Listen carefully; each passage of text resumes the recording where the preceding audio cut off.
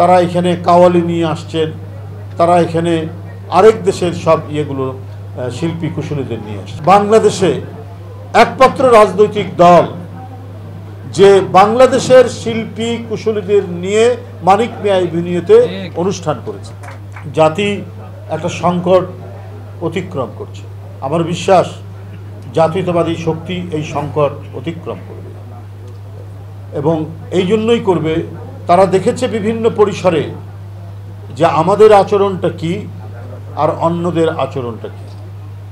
আওয়ামী লীগ যখন ক্ষমতায় ছিল তারা দেশটাকে আরেকটি দেশের সাংস্কৃতিক আগ্রাসনের মুখে ফেলে দিয়েছিল, অথবা তাদের সাংস্কৃতিক আগ্রাসনটাকে নিশ্চিত করার কাজগুলো তারা করেছে। আমরা দেখেছি প্রায় ভারত থেকে শিল্পীরা আসছে, ভারত থেকে বিভিন্ন সাংস্কৃতিক ব্যক্তিত্বরা আসছে, তাদের দিয়ে নানা অনুষ্ঠান আয়োজন চলছে।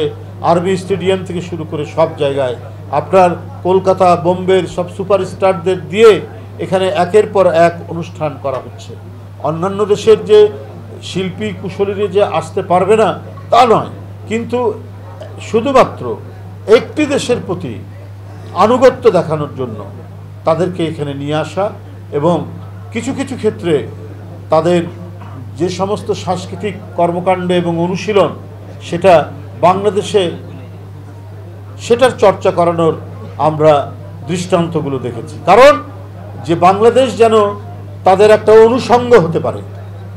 সব মশার বিরুদ্ধে সুরক্ষা দিতে এলো বসুন্ধরা এক্সট্রিম অ্যারোসল। মশার বিরুদ্ধে এক্সট্রিম সুরক্ষা তাদের যেন একটা অংশ হতে পারে।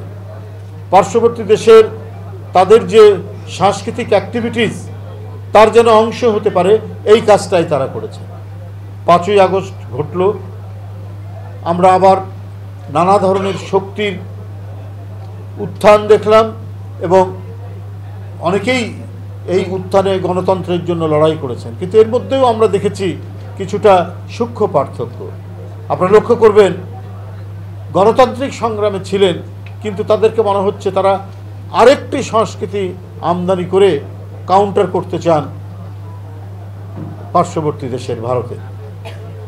তারা এখানে কাওয়ালি নিয়ে আসছেন, তারা এখানে আরেক দেশের সব ইয়েগুলো শিল্পী কুশলীদের নিয়ে আসছেন। তো ফলে আমার কাছে যেটা মনে হয়েছে, বা আপনাদের কাছেই মনে হবে, যে একটা মানে যারাই করছেন শেখ হাসিনার আমল, তারা এক ধরনের সাংস্কৃতিক আধিপত্যকে আমন্ত্রণ জানিয়েছেন, আবার আরেকটি পক্ষ আরেকটি সাংস্কৃতিক আধিপত্যকে এখানে প্রতিষ্ঠা করতে চায়।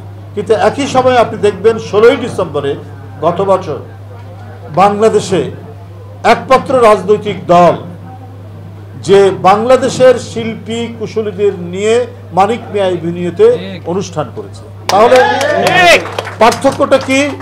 পার্থক্য হচ্ছে এটাই যে বিএনপি বাংলাদেশের যে মৃত্তিকা, পলিমাটি এবং লাল মাটির সৌরভের যে মৃত্তিকা, এই মৃত্তিকা মিশ্রিত যে আমাদের রাজনৈতিক ফিলোসফি, আমাদের সংস্কৃতির ভিত্তি, সেটাকেই সে চর্চা করে, এবং এগুলো মানুষ আস্তে আস্তে আরও জানবে।